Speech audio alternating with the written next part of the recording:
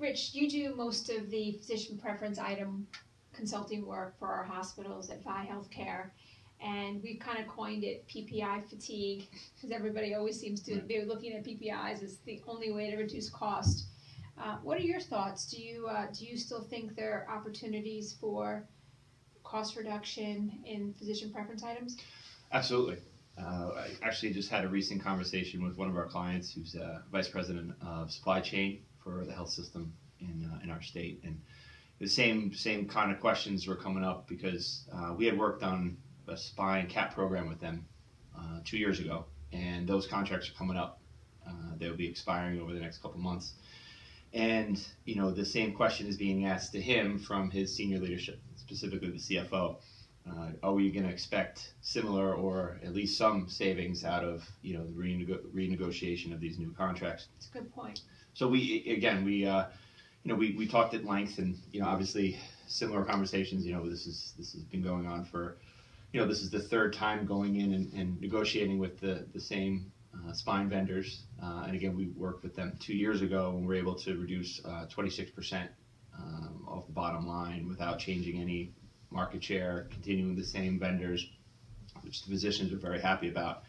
But this time around, it's what can we expect? So we asked for our simple data request, important data, but not a lot. We were able to come back and show him that based on the current, again, no change in market share, that there was, I believe, between 11 and 15% opportunity.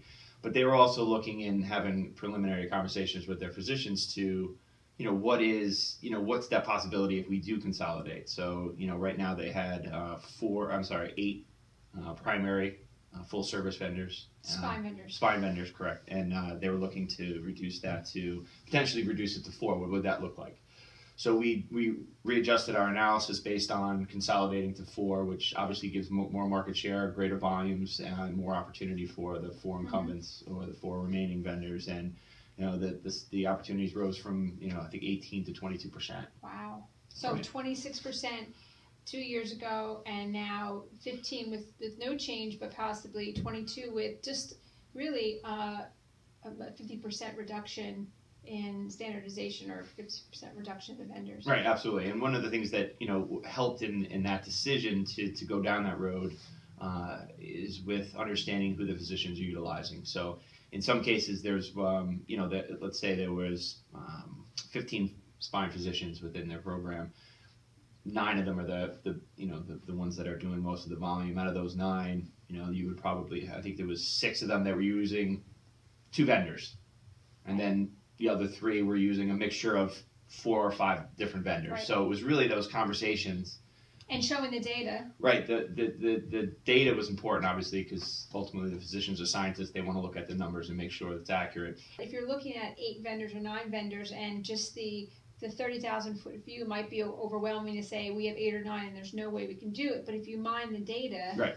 It came down to really one physician that needed to have the conversation, because he was the one that was using these 2 outlier vendors that nobody else was using, and he was the one that needed to have a sit down with not only the VP of supply chain but also the CFO who came in, because he was his volumes were significant, and they wanted to make sure that he understood that this was not a decision against him. It was a decision for the organization and how he could help, how they could help him get through this.